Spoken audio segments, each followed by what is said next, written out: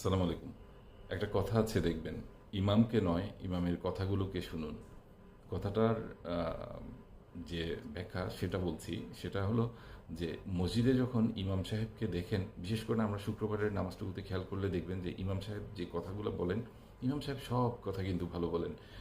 খুব কম সময়ই আছে যে একজন ইমাম খারাপ কথা বলেন। বেশিরভাগ সময়ে ভালো কথাগুলাই বলেন। তো ইমাম সাহেবের কথাগুলোকে শুনতে বলা হচ্ছে এই কারণে, ইমাম সাহেব ব্যক্তিটার দিকে যদি আপনি নজর দেন তখন হয়তো তার চরিত্রগত বিভিন্ন দিক অনুসন্ধান করে আপনি সমস্যা পাবেন।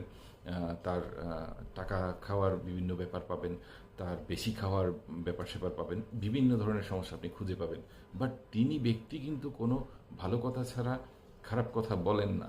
তো এই জন্য বলা হয়েছে তার ভালো কথাটা আপনি রিসিভ করেন, সেটা অনুযায়ী আপনি জীবন পরিচালনা করেন।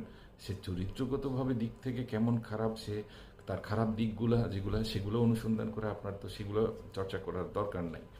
সো ব্যাপারটা হচ্ছে এমন যে ইমামের কথাগুলো শুনেন, অর্থাৎ ভালো ভালো কথাগুলোকে আপনি রিসিভ করুন। পজিটিভ জিনিস সবগুলো আপনার নিজের উন্নতির জন্য আপনি রিসিভ করুন। নেগেটিভ জিনিসগুলোকে আপনি পরিহার করুন।